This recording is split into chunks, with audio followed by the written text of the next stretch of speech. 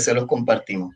Pero nada, vamos a la presentación oficial, así que buenas noches a todos los que nos están escuchando a través de nuestro proyecto social de Hablando Puerto Rico. Agradecemos infinitamente todos esos gestos de apoyo que nos han brindado y agradecidos porque durante esta semana volvimos a mirar las estadísticas de nuestra página y estamos contentos porque entre el 28 de julio y el día de ayer, la página se ha mantenido en una visita constante de 300,000 personas, perdón, sobre 300,000 personas visitando la página. A veces uno pues se cuestiona por qué el live es tan poquita gente. Pues por supuesto, la gente que no lo puede ver a esta hora, que tal vez están viendo el programa de juego del canal, o están haciendo sus cosas, o están haciendo sus tareas de escuela, pero durante el día, pues lo ven, o durante la semana lo ven. Así que agradecemos ese apoyo, ese respaldo que nos han dado este proyecto social de Hablando Puerto Rico. Se preguntarán que dónde está Ani. Bueno, mi querida Ani no está hoy, pues tiene una situación personal que está atendiendo y pues se excusó y no va a estar con nosotros en la noche de hoy, pero seguimos aquí en pie. Nos acompaña la señora Joan Rodríguez Bebe. Ella es candidata por acumulación al Senado por el proyecto Dignidad. Así que, Joan, bienvenida con nosotros. Gracias, Santo. Gracias por la invitación. Bien contenta de estar aquí. Un placer conocerle y un placer compartir este ratito con usted para que nos hable, nos cuente de sus proyectos, nos cuente cuál es su plan para el Senado en nuestro país, que tan complicado ha estado. Por lo general, nuestro programa a veces empieza con una pequeña descarga. Hoy no va a haber descarga porque no está Ani. Yo soy el que doy la descarga. Pero sí, pues, estoy un poquito atolondrado con estas cosas donde nuestros representantes se han hundido en este mal de la corrupción. Pero antes de llegar a ese tema, porque lo vamos a tocar, nuevamente buenas noches, Joan, gracias por estar con nosotros, pero ¿quién es Joan Rodríguez Bebe? ¿Quién es ella? Bueno, pues soy una puertorriqueña que ama su país. Soy madre de 2 hijos pequeños que consumen mi vida en el buen sentido de la expresión. Son mi proyecto, ¿verdad?, más importante y disfruto esa etapa, ¿verdad?, y ese don de la vida que he podido tener y disfrutar, gracias a Dios, que es precisamente el don de ser madre y que de hecho tengo que decir que ser mamá ha sido una parte indispensable en mi decisión de participar en la política activa, porque ser madre, Santos, y ser padre, por supuesto, también le permite a uno proyectar hacia el futuro, aun cuando ya uno no esté en esta tierra. Es decir, cuando uno tiene hijos, uno puede pensar en ese país, en esas circunstancias que uno quisiera para lo suyo, aun cuando ya uno no esté. Y eso permite una conexión tanto entre los que estuvieron, entre los que estamos y entre los que vendrán. Y cuando yo pienso en el Puerto Rico que yo quisiera para mis hijos, sencillamente sé que hay que transformar lo que tenemos.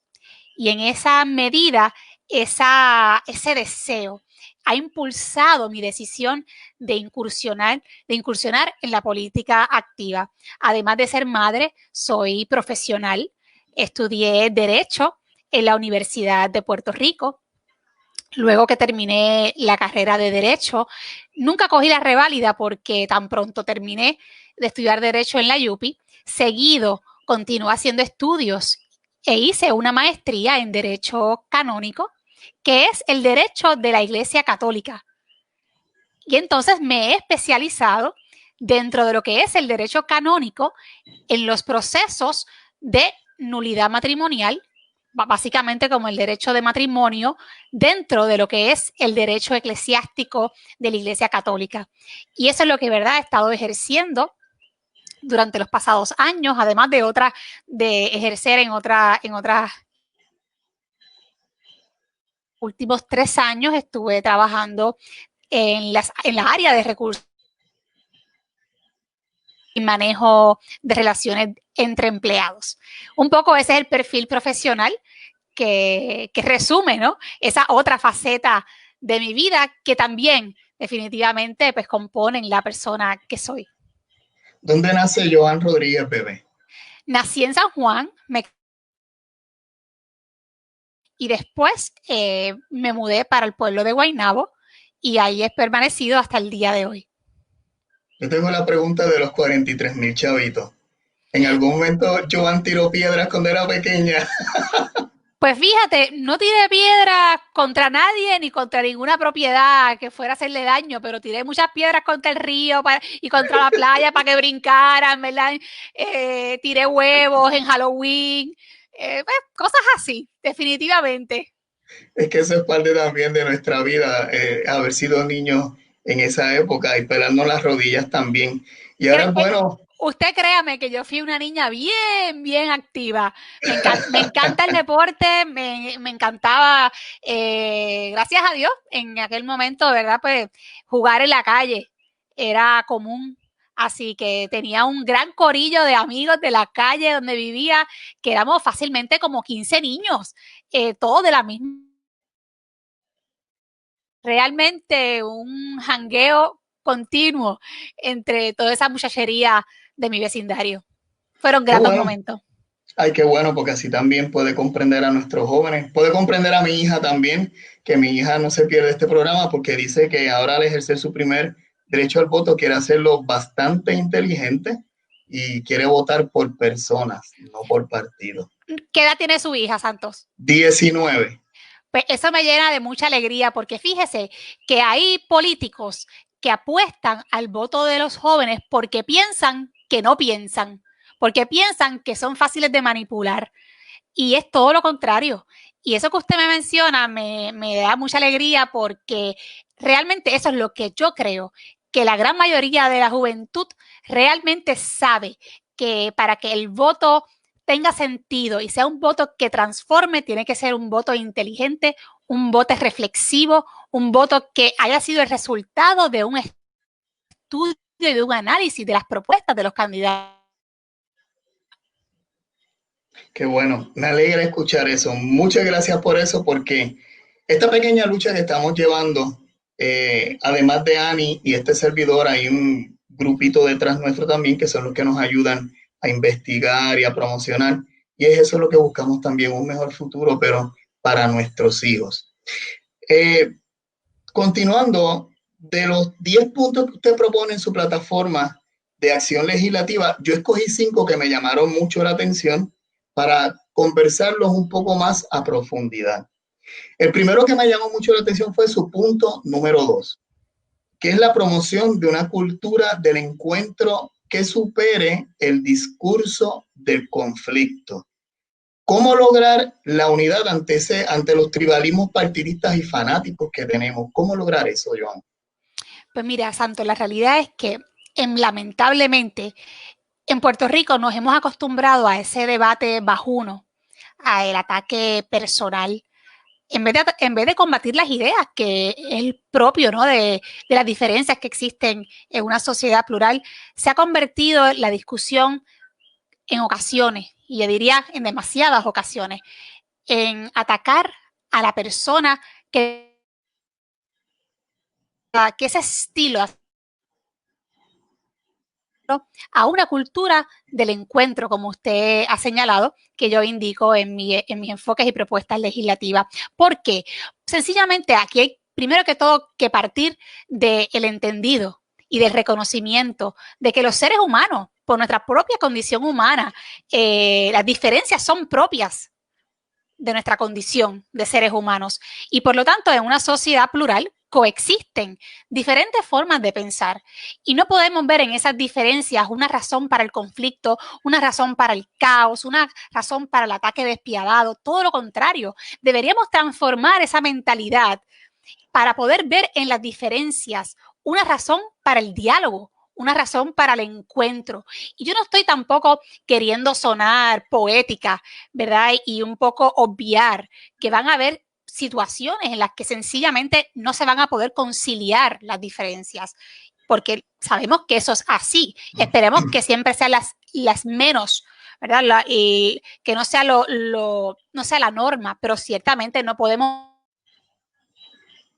sencillamente no son reconciliables. Ahora bien, aún bajo esas condiciones y bajo esas circunstancias, cuando uno ve en el otro y reconoce en el otro la misma dignidad de uno, cuando uno reconoce que todos somos igualmente dignos, incluso a pesar de cuando no podamos reconciliar esas posturas encontradas, tenemos que tratarnos con respeto. Y eso se logra afirmando y reconociendo esa dignidad de cada cual en todas divergencias. Y yo creo firmemente en que todos tenemos derecho a diferir, tenemos derecho a expresar lo que pensamos, tenemos derecho incluso a abogar por lo que queremos y pensamos que es mejor para el país, pero no tenemos que atacarnos en carácter personal. Y la estrategia, digámoslo de esta manera, política, no puede ser la imposición. La imposición, ¿verdad?, es reflejo de que algo anda mal. No podemos pretender homogenizar a la sociedad para que todo el mundo sea igual, porque sencillamente eso sería un atropello a las libertades individuales, ¿no? Y yo creo que genuinamente en ese caminar tenemos que respetarnos mutuamente y entender que no vamos a vencer por la fuerza de la imposición, sino por la fuerza del convencimiento. Tenemos que exponer nuestras ideas, que la gente la evalúe y que sea el país el juzgador de lo que uno propone. Y cuando uno entiende que a las personas de que uno va realmente a trabajar para ellos, de que uno va a servir al país y de que uno entiende que tiene las mejores propuestas para llevar a cabo ese plan de progreso y de bienestar social, uno no tiene por qué recurrir al ataque bajuno de nadie. Así que desde mi campaña yo me he propuesto ser muy firme con esto. Esto no quiere decir que yo no voy a denunciar enérgicamente lo que esté mal o lo que yo crea que sea un trabajo político, es denunciar aquello que lastime y lacera la fibra social. Pero el que yo denuncie un acto, el que yo denuncie lo que yo creo que es una idea equivocada, una propuesta que va en detrimento de la sociedad, no quiere decir que yo voy a atacar al ser humano. Así que esa distinción hay que hacerla de manera tajante, porque respeto a la dignidad de todos no puede. Que esa sería la forma. No podemos mantenernos ni propiciar el círculo vicioso, es decir, porque me ataquen a mí, yo no tengo por qué atacar al otro, porque en algún momento ese ciclo vicioso, por lo tanto, convencida de que el mal solo puede ser vencido por el bien, me reafirmo en que sencillamente tanto yo como todos los demás compañeros en la política deben hacer un compromiso para que ese ciclo vicioso de ataques personales y que laceran la dignidad del ser humano y de las familias, porque esto toca a todo el mundo, se detenga. Joan, aunque esto no fue el bloque de preguntas que habíamos visto, pero ¿qué usted considera de estos famosos caucus de los partidos cuando se reúnen ese grupito de 15 o de 10 que pertenecen a una tribu y de otra tribu para tomar decisiones por debajo de la mesa? ¿Cómo usted lo ve? Porque a mí no me gusta mucho como ciudadano esa parte. ¿A qué se refiere? Perdón, porque no escuché bien. Cuando los partidos políticos van a tomar decisiones importantes y ellos toman estas bases de reunirse en los famosos caucus para tomar decisiones. ¿Ellos toman qué? Para tomar decisiones en los caucus. ¿Cómo los ven? ¿En qué sentido? Si me puede especificar la pregunta, ¿qué le preocupa de los caucus, Santo? Cuando van a tomar decisiones triviales en algunos tipos de leyes específicas, se reúnen para hacer los llamados torceduras de brazos o si tú no votas por esta ley, yo no te ayudo con esto. Bueno, obviamente, esas son estrategias de negociación al interior de los partidos. Yo creo que estas negociaciones, las negociaciones son propias, ¿no? También del debate político. Negociación saludable y una negociación equilibrada. Y otra cosa es la manipulación por debajo de la mesa para llevar a fines de forma ilícita, ¿no? O de una forma que sea viciada. Lógicamente, pues yo no estaría a favor de ese tipo de acción porque yo creo en la transparencia absoluta. Yo, ¿verdad? Que dar a conocer lo que uno piensa y genuinamente abogar transparentemente por lo que uno entiende que es mejor. Y ya corresponderá al país decidir. Obviamente, las negociaciones son parte natural también del proceso y van a haber, digámoslo así, ocasiones que cuando uno está en el cuerpo legislativo, uno tiene que negociar entre los mismos compañeros de los diferentes partidos para poder llegar a acuerdos. O sea que una cosa son las negociaciones bien dadas, ¿no? Responsables y profesionalmente. Y otra cosa, oye, esto, si tú no me das esto a cambio, y eso es una negociación casi, ¿verdad?, de pirata. Eso es otra cosa. Ok, otro punto que me llamó mucho la atención, Joan, de su programa legislativo, fue el punto número 7, que habla sobre la revolución digital al siglo XXI. ¿Cuál es el plan estratégico para conseguir esa meta? Pues mira, Santo, la realidad es que vamos a contextualizar un poco, aunque yo creo que ya después de esta pandemia no hace falta, lógicamente, yo creo que contextualizar tanto porque lo estamos viviendo. Es evidente la necesidad de la tecnología en nuestras vidas. Y ahora mismo, el tener o no tener internet, no solamente depende el que uno pueda tener un espacio de ocio o esparcimiento, es que ahora mismo de tener acceso al internet depende de las oportunidades de trabajo, depende que usted pueda emprender en un negocio, depende que usted pueda estudiar, depende que usted se pueda informar o su seguridad, etcétera. O sea, realmente tenemos que partir del entendido que hoy día el acceso a la tecnología y al internet realmente es un servicio esencial. Cuando uno entiende que esto es así, entonces uno puede comprender la necesidad de impulsar medidas dirigidas precisamente a que todos podamos tener internet, acceso al internet de una manera accesible. En Puerto Rico, actualmente, el 45% residencia y un 25% no tiene teléfonos inteligentes. Y esto es importante decirlo porque muchas veces nos abstraemos de la realidad y pensamos que todo el mundo es como uno, que todo el mundo tiene internet, que todo el mundo tiene un teléfono inteligente y que qué chévere programa a través de las redes pensando que todo el mundo tiene acceso a ellas. De hecho, estaba leyendo una noticia recientemente de que en el Departamento del Trabajo ahora tenían que todos los que se beneficiaron, se estaban beneficiando de PUA y que no recibieron el dinero, etcétera, etcétera, etcétera, que tenían que abrir una cuenta por internet para hacer unas solicitudes en una plataforma específica. Entonces uno se pregunta, bueno, pero es que no todo el mundo tiene acceso a internet y no todo el mundo tiene un teléfono inteligente tampoco.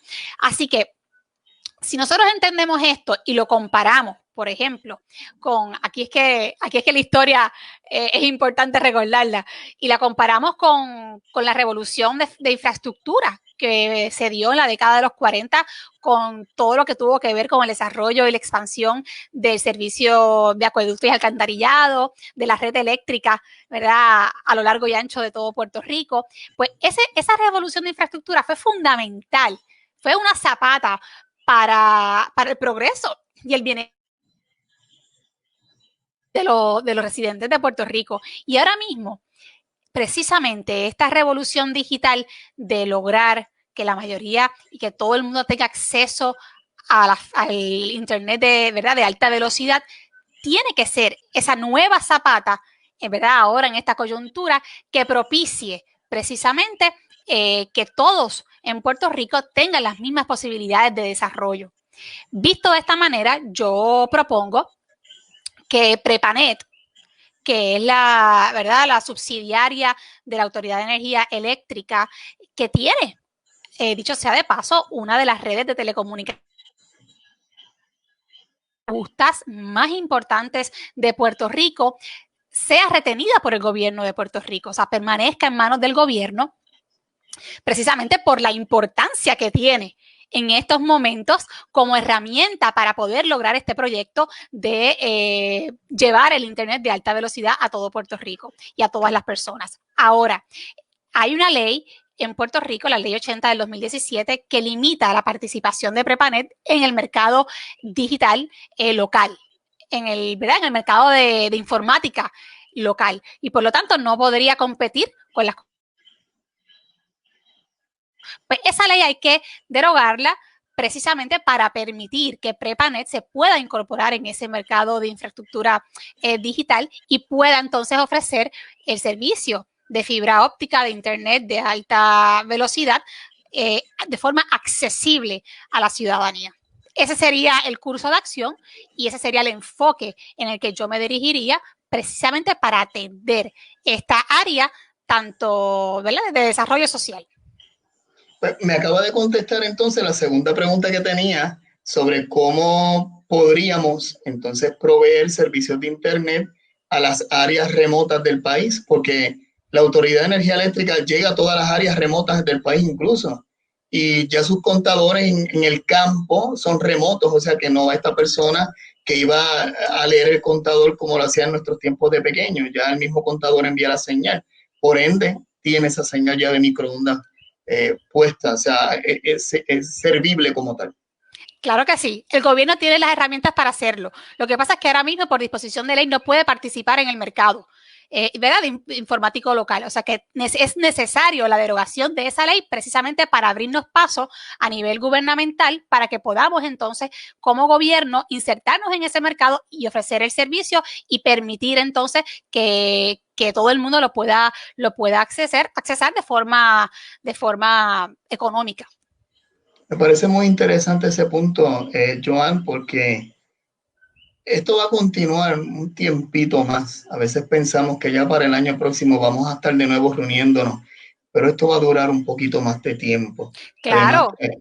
Tecnológicamente lo necesitamos también, porque esto ha traído una revolución de desarrollo, tanto de negocios a niveles en el campo. O sea, es complicado, un poco difícil. Bueno, es lo que le digo, o sea, ahora mismo hay personas que tal vez pensarían que tener Internet es un lujo, pero realmente es que es un servicio esencial, por lo que comencé diciendo al contestar la pregunta, porque realmente de tener o no tener Internet, acceso al Internet, en este momento, literalmente, dependerían sus posibilidades de desarrollarse, tanto no solamente en el plano académico, sobre todo en el contexto de una pandemia, ¿verdad?, que es tan evidente, sino además en el contexto profesional. Usted puede ser que se entere o no se entere de una oportunidad de trabajo por tener o no tener acceso a Internet.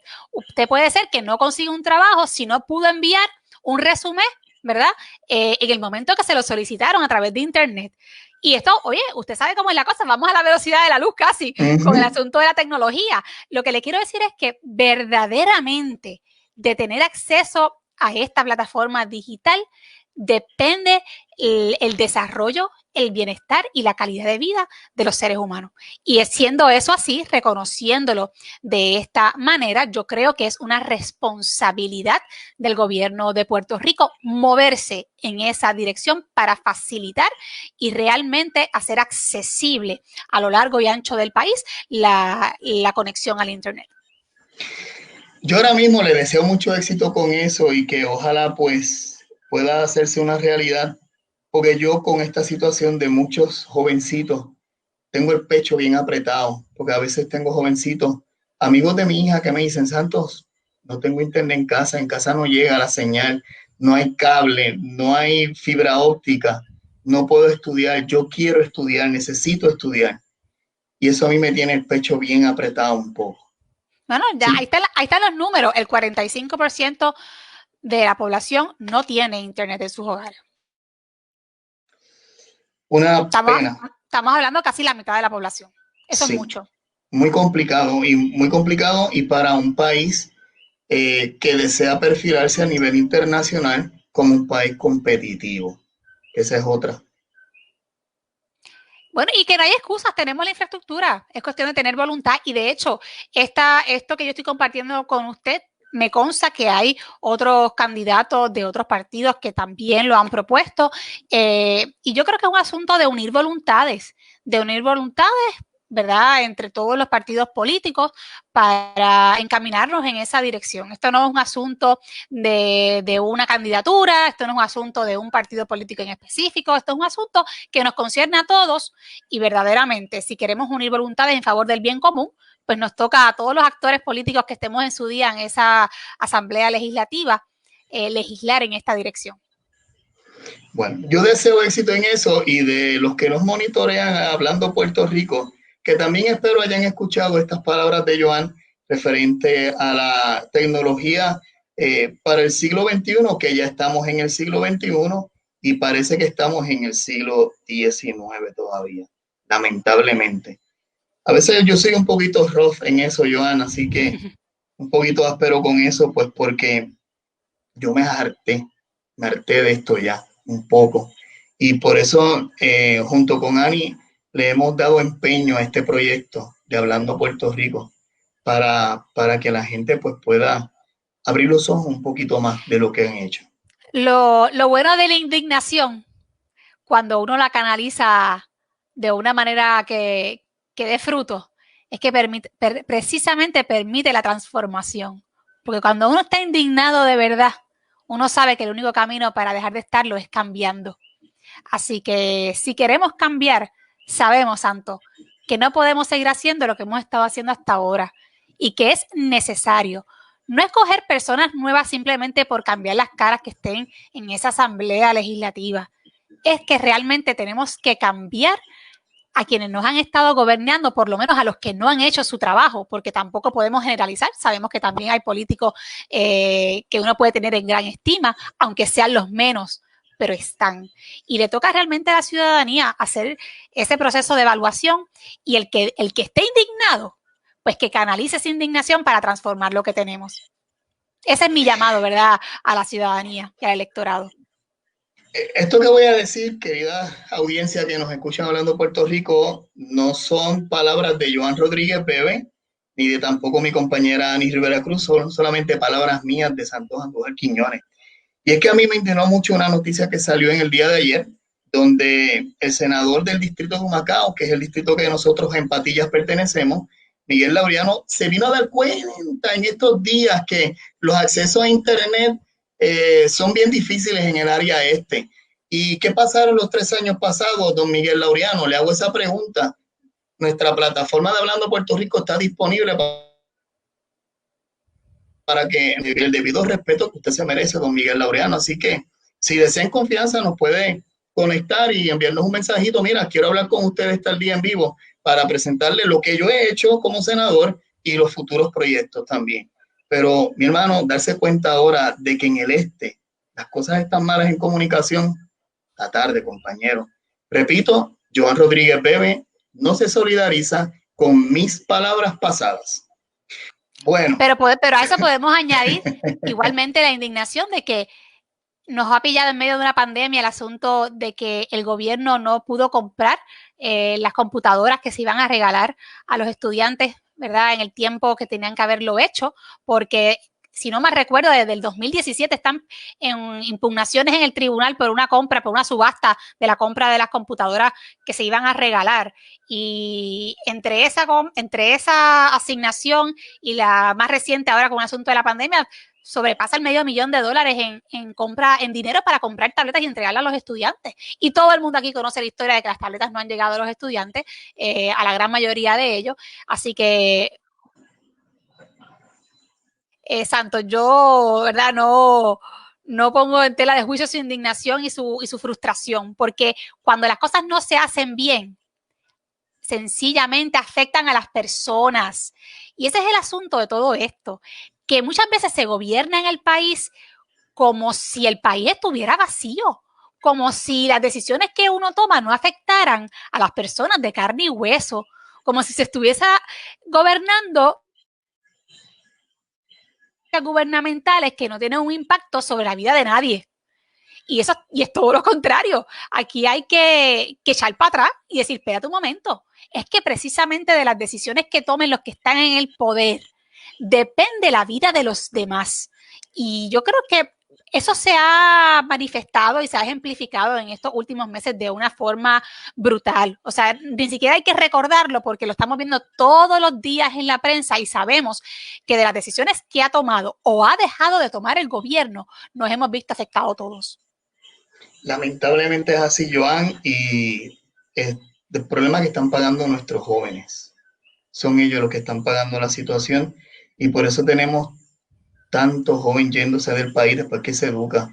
Y es triste porque los necesitamos en nuestro país para desarrollar economía, para que ese Producto Interno Bruto suba y podamos volver a llevar a Puerto Rico a la plaza de empleos que tenía en años anteriores, cuando era de verdad un país industrializado, lamentablemente. Bueno, Joan, el punto número 9 fue el punto que más me llamó la atención porque para mí en lo personal es de mucha preocupación. La seguridad alimentaria. Yo por la experiencia que llevo trabajando en la industria de alimentos, llevo más de 25 años trabajando en la industria, veo las altas y las bajas de cuando por el puerto no entra un vagón de X producto y la gente se pone histérica porque ese X producto no está. Y es un poco complicado porque a veces crea cierto temor, ya que no estamos con esa costumbre de a veces pasar hambre.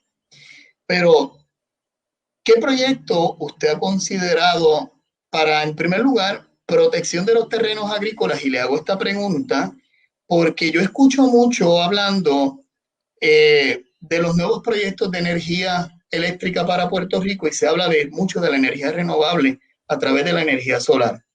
Pero lo hablan como si sembrar placas solares en los terrenos fuera la alternativa más significante o mejor alternativa, pero están utilizando terrenos que pueden ser terrenos agrícolas para sembrar placas solares y cuando yo esté más anciano no pienso comer placas solares.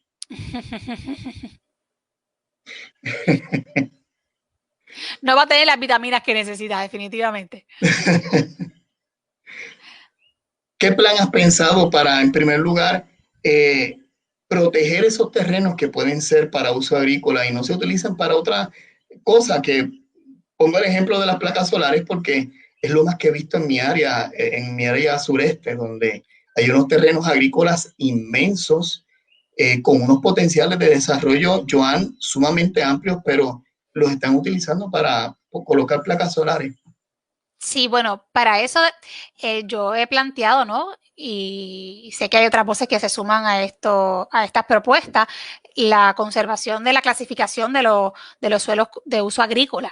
Se debe preservar esa clasificación precisamente para protegerlos y que no sean utilizados para otros fines. El tema de la agricultura, particularmente desde la mirada de la seguridad alimentaria, es bien importante. Y volvemos de nuevo.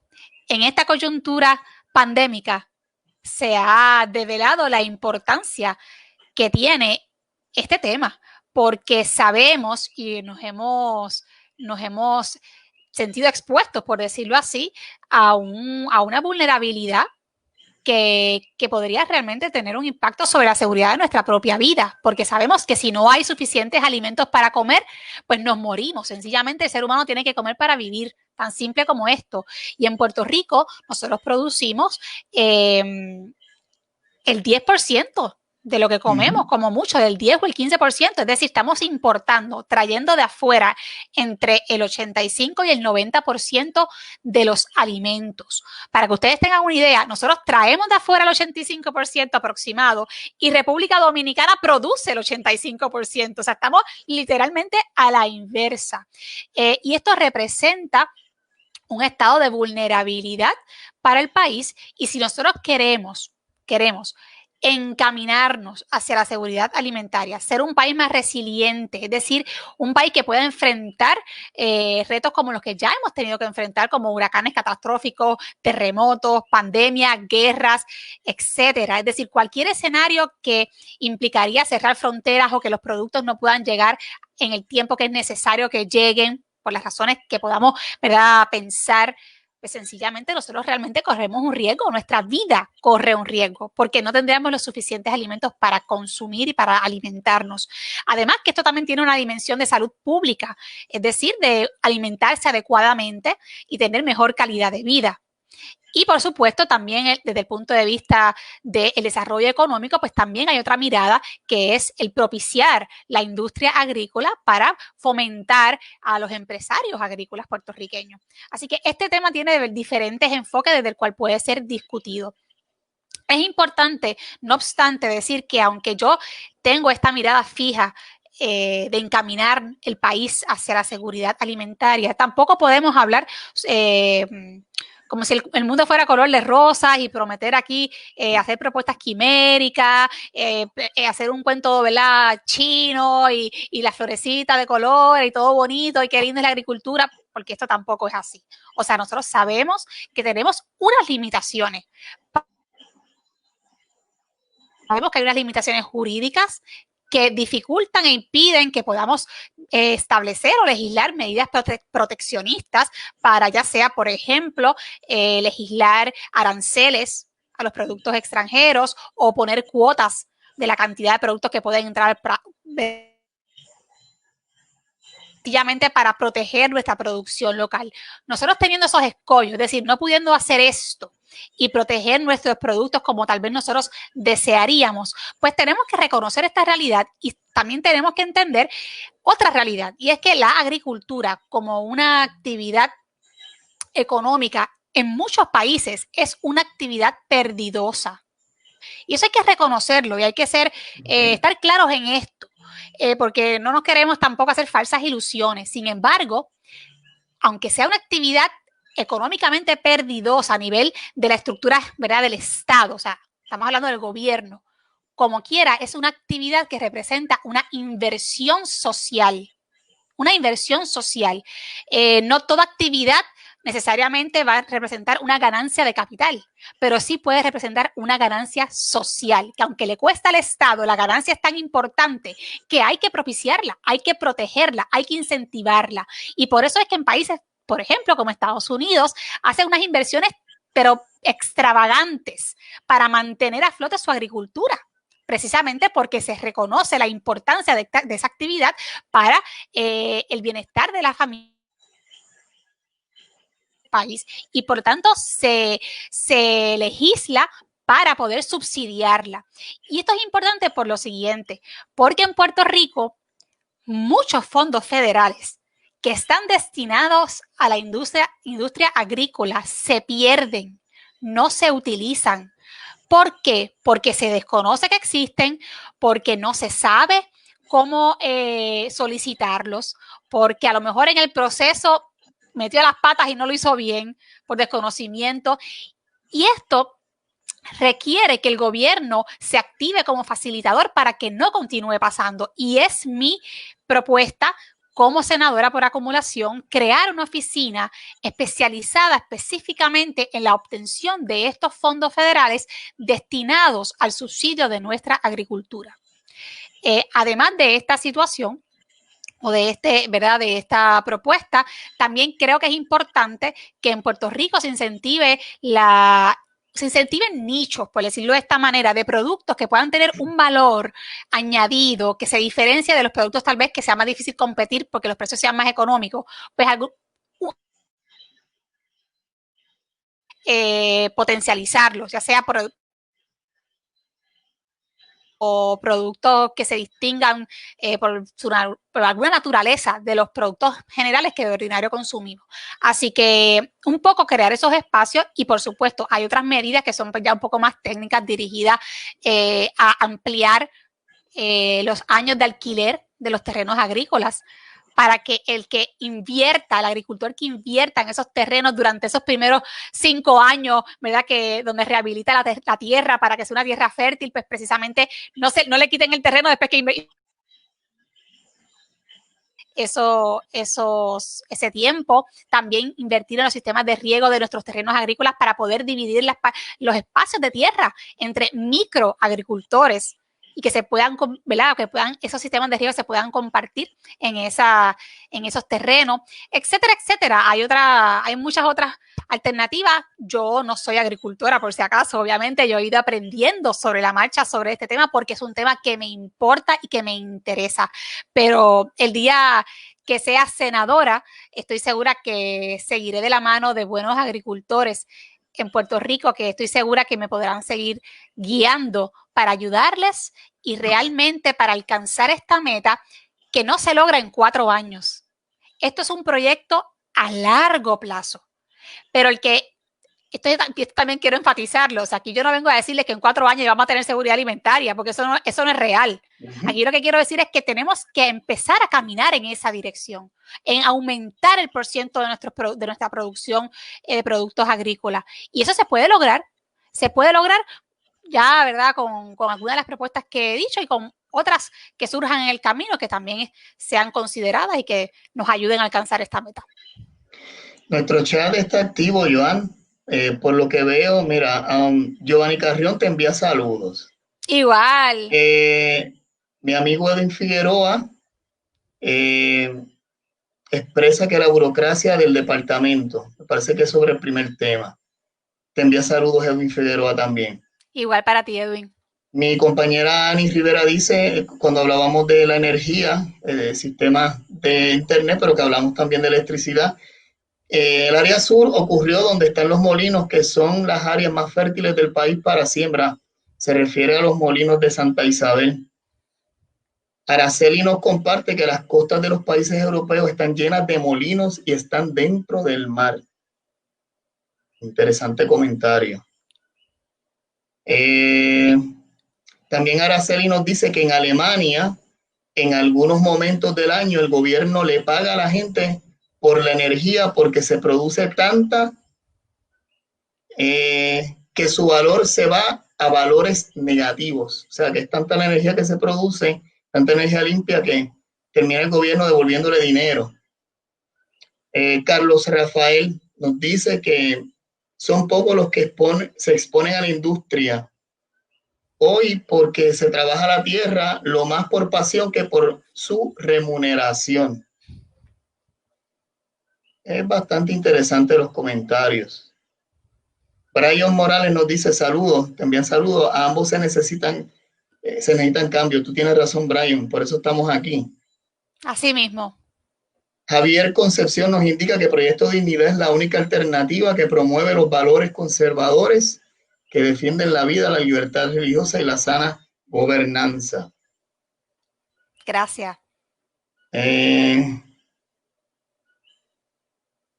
muy bien echado hoy, está muy activo. Bueno, me alegro. Yo te había comentado bueno, anyway, en la conversación ya está claro también sobre la situación de las divisiones con los terrenos. El punto número 8, y también me llamó mucho la atención, Joan, el gobierno online. ¿Qué nos puedes decir de ese punto importantísimo? Definitivamente, yo creo que probablemente la gran mayoría de los que nos están escuchando en algún momento de sus vidas han perdido o el día entero o parte de su día en una oficina de gobierno para conseguir un papel. Eso, Santo, usted me tiene que decir que sencillamente eso no puede ser. Eso no puede ser porque nuestro tiempo vale y la ineficiencia cuesta. Y no hay excusa para que nosotros no podamos hacer la gran mayoría de los procesos gubernamentales que se puedan hacer en línea, hacerlos a través del Internet. Yo quiero que ustedes sepan que el gobierno gasta $600 millones anuales en tecnología. O sea, esto hay que escucharlo, 600 millones anuales en tecnología. Y la pregunta es, ¿Alguien puede pensar que eso se está invirtiendo adecuadamente?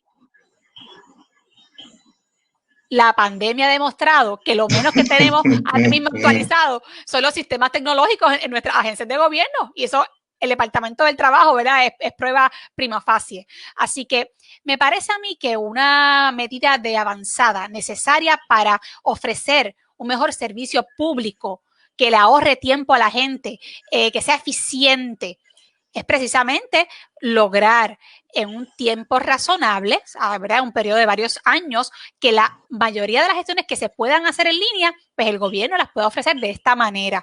Y lo importante es varios asuntos. Obviamente, invertir el dinero como corresponde, porque de nada nos sirve tener el dinero si no lo invertimos para lo que lo necesitamos. Así que la partida destinada a tecnología tiene que ser invertida sabiamente. Y segundo, es importante, y va atado con esto que acabo de decir, incorporar a las universidades en este esfuerzo, incorporar nuestros recursos, nuestros talentos que tenemos en las universidades para que nos ayuden en este proceso de transformación tecnológica. Esa conexión entre las universidades y el gobierno y esa función de complementarse y crear esos enlaces es importante como parte de un ecosistema de país. Si tenemos las universidades, tenemos los talentos, tenemos la tecnología, tenemos las mentes, vamos a ponerlas al servicio de Puerto Rico. Y de esa manera, no solamente utilizamos y maximizamos el potencial de nuestros recursos de las universidades, sino que además evitamos la otorgación de contratos leoninos dados a la compañía amiga del gobierno que esté en el turno o de los legisladores que se encargaron de legislar ese proyecto para otorgar X fondos destinados a esta área, y se lo vamos a otorgar a la corporación que se hizo o que se incorporó a los 6 meses de haber ganado las elecciones, ¿verdad? Como estamos acostumbrados a que pasa aquí, que se incorporan corporaciones a meses o a días de haber ganado determinado partido. Y entonces rápido a esa es la compañía que casualmente le otorgaron contratos multimillonarios para que se encargaran de un área que probablemente nunca habían manejado en la vida. Esas cosas hay que evitarlas, y para evitarlas tenemos que maximizar o potencializar los vínculos y esos acuerdos con las universidades,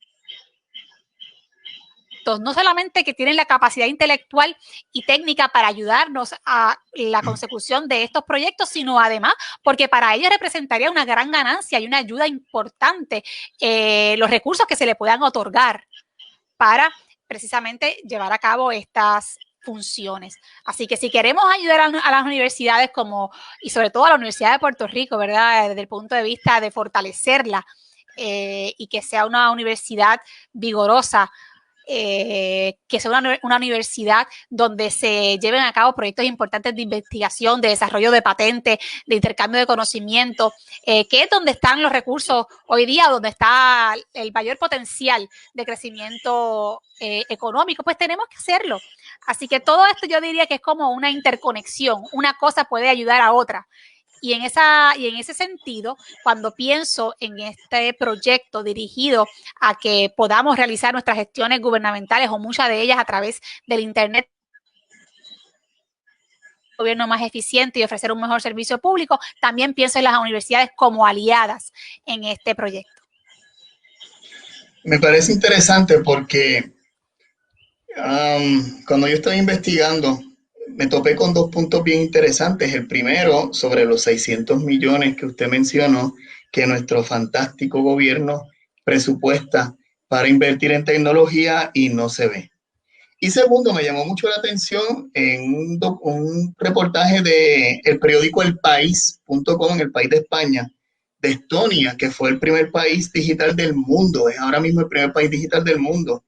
Es una antigua república soviética a orillas del mar Báltico y es una sociedad totalmente digital, al punto de que incluso en el ómnibus, en la guagua pública, tú tienes acceso al internet perfectamente en 5G, cheverón, que puedes navegar como si estuvieras sobre el mar en un bote a alta velocidad.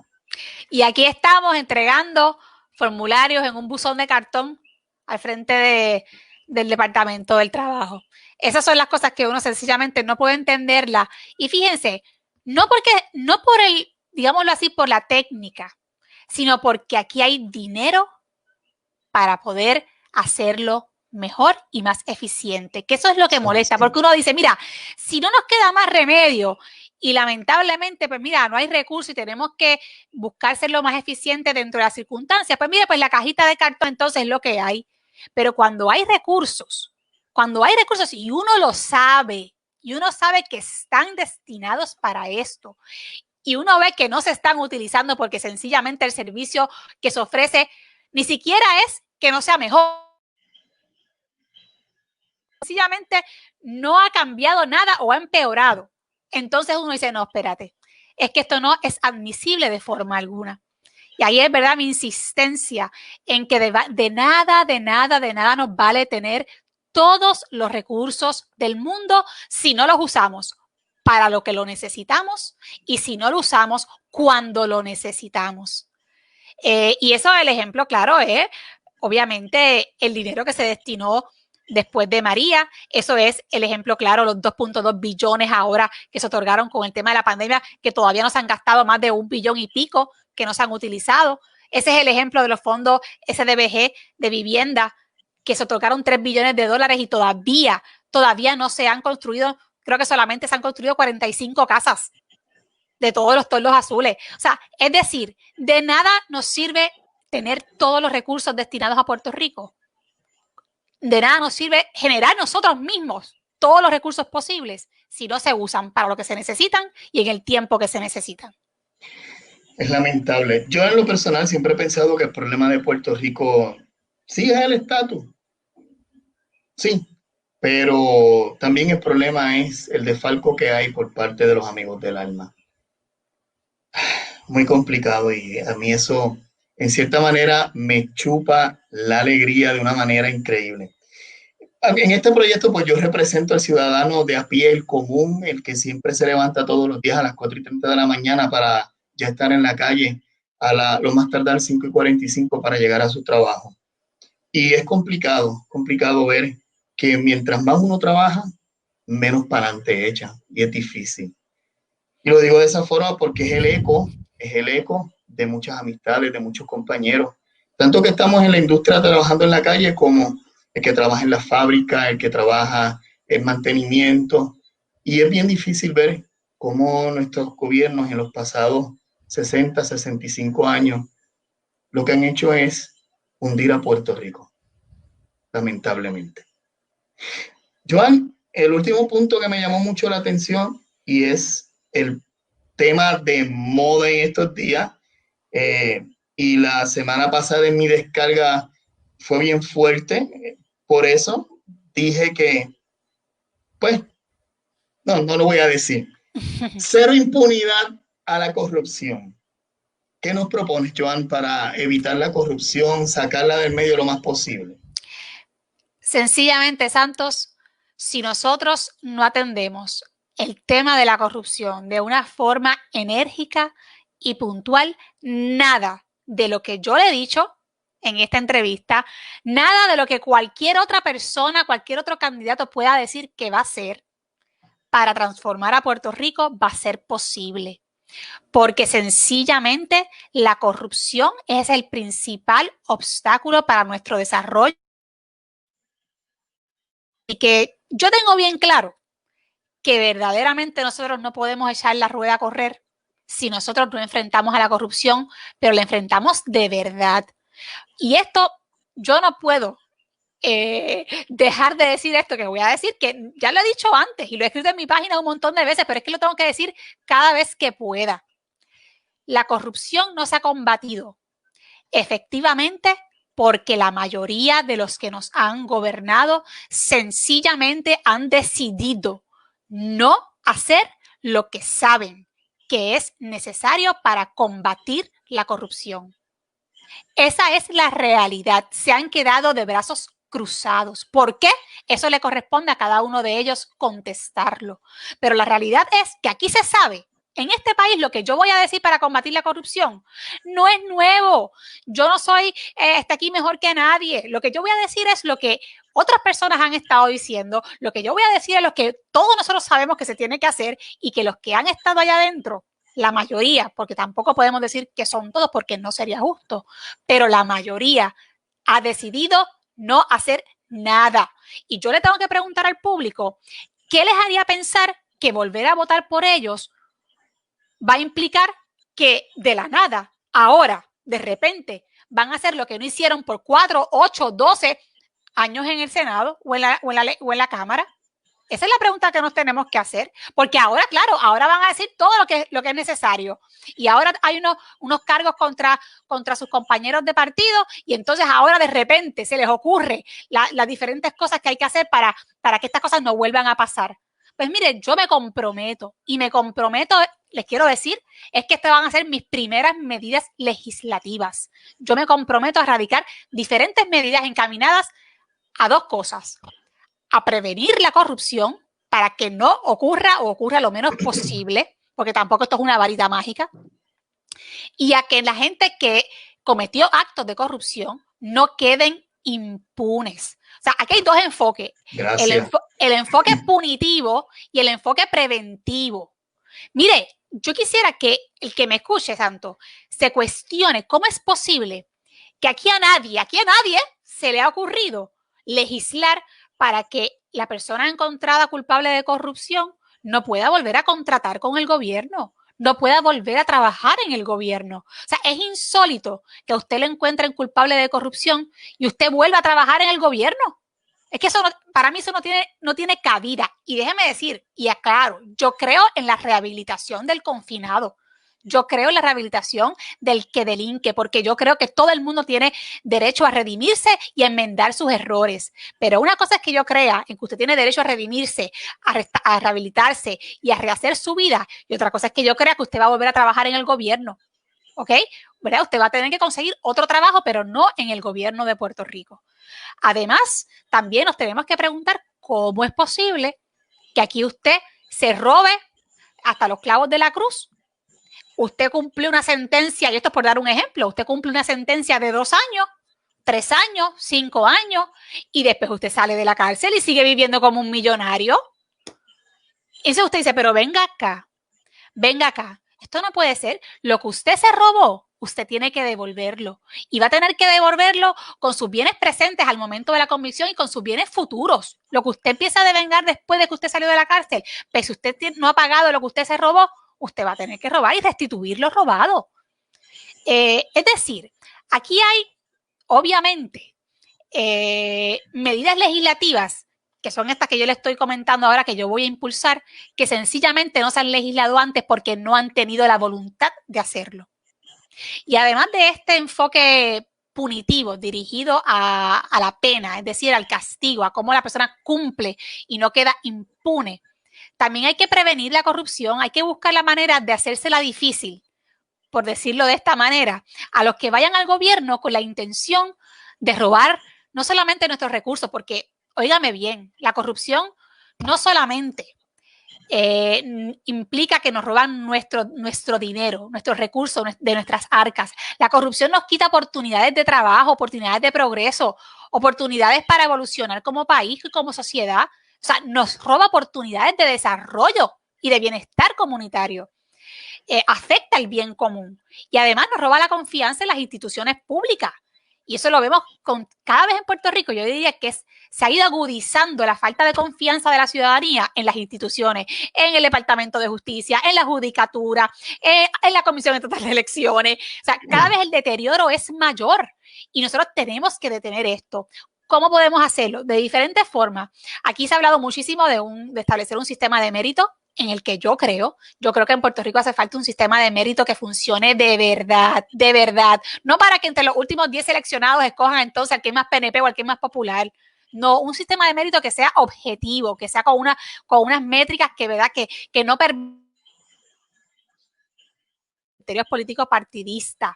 Nosotros tenemos también que reforzar el cumplimiento de la ley que prohíbe el nepotismo en Puerto Rico, porque aquí la excepción que establece la ley para contratar a familiares de repente se ha convertido en la norma. Lo vemos que es una norma en muchísimos departamentos de gobierno, alcaldías, etcétera. Legislar ¿Qué es el nepotismo cruzado? Mire, es para prohibir el intercambio de contratación de familiares en el gobierno. En otras palabras, que yo no puedo contratar a mi hija, pero entonces vengo y le digo, mire, Santo, usted emplea a mi hija que yo... No, eso no, y eso pasa en el gobierno de Puerto Rico constantemente. Yo le empleo al primo, yo le empleo al esposo o a la esposa y viceversa. Ese nepotismo cruzado, eso hay que prohibirlo por ley.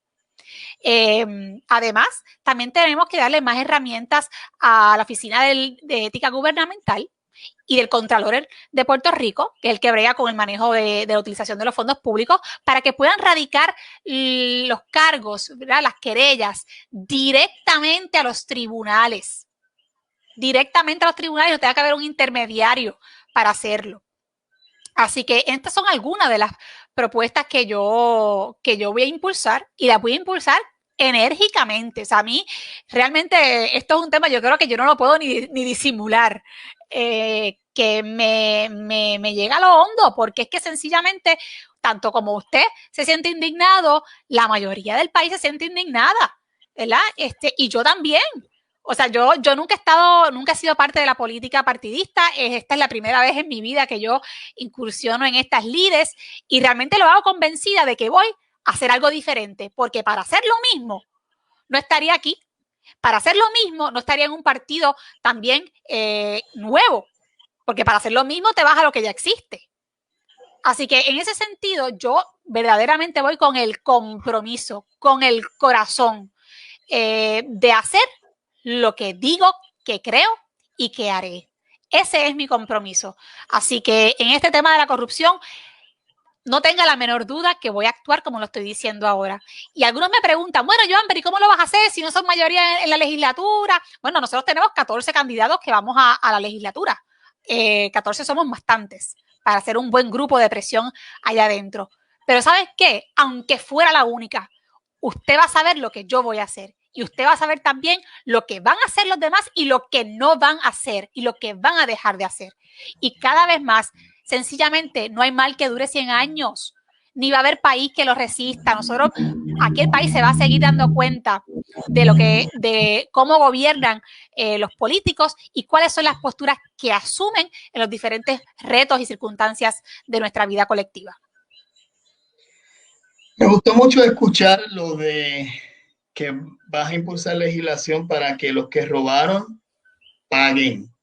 Claro. Y paguen con lo que tengan, porque no es justo que usted se reviente, yo me reviente, al igual que muchos puertorriqueños nos reventamos trabajando, pagando impuestos y nos los roben, porque de ahí que nos están robando, de los impuestos que pagamos semana o bisemana cada mes. Y esa es la realidad. Puerto Rico no tiene una maquinita de imprimir dinero como la tienen muchos países. Es de cada uno de nuestros impuestos que pagamos a diario. Joan, creo que hemos cubierto los 5 puntos que a mí más me interesaron. No sé si tienes algún mensaje final para nuestros oyentes, que se ha mantenido muy activo el chat. Me gusta eso, gracias. He visto a Lino, a Edwin Figueroa comentando mucho. Yo tengo una pregunta final, sí. Joan. Yo soy pro Universidad de Puerto Rico y tanto a los amiguitos de mi hija como a mi hija les he dicho que el día que me toque estar frente al puerto con ellos, allí voy a estar. ¿Qué impulsarías para proteger el primer centro docente de nuestro país, que es la Universidad de Puerto Rico? Lo que sea necesario, Santos, para hacerlo. Yo soy jerezana de corazón. Estudié mi bachillerato en la UPI, en Ciencias Políticas, después hice Derecho, ¿verdad? Estudié Derecho en la UPI también y sonrío así como me ve sonriendo porque la realidad es que fueron de los años más felices de mi vida. Yo recuerdo mis años de estudiante, pero con gran amor. Con gran amor. O sea, para mí la Universidad de Puerto Rico es mi alma mater. Me formé allí con sus defectos y con sus virtudes, ¿verdad? Con sus aciertos y con sus desaciertos, pero ciertamente la Universidad de Puerto Rico es el principal vehículo que tiene el país de movilidad social. Y eso hay que reconocerlo. La Universidad de Puerto Rico es el principal centro de movilidad social que tiene el país, precisamente para que todo el mundo pueda tener las mismas oportunidades de desarrollo en la vida. Así que, lejos de destruir la universidad, tenemos que fortalecer la universidad para que pueda continuar con esa misión y con ese proyecto social y educativo en Puerto Rico. Es importante entender que la universidad de aquí al 2024 va a sufrir unos recortes en su presupuesto anual, y en el presupuesto acumulativo eso va a acumular 400, creo que son 450 millones de dólares que va a perder la Universidad de Puerto Rico. Y mientras esto pasa, la universidad sigue pagando creo que es una anualidad de 42 millones de dólares en el pago de la deuda de los bonos de la Universidad de Puerto Rico. Y aquí no se está hablando, por lo menos yo no conozco, y si alguien tiene esa información, pues me gustaría que me la envíe a través de mis redes sociales.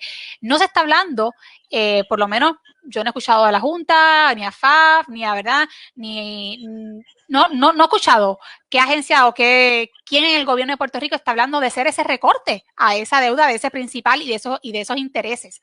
Hay que hablar de la renegociación del pago de esa deuda para bajar precisamente ese pago y afectar lo menos posible el presupuesto de la universidad.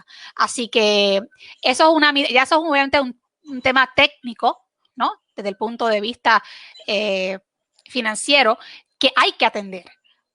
Así que es mi compromiso también, como le digo, hacer lo que sea necesario para poder proteger la Universidad de Puerto Rico como principal centro docente del país.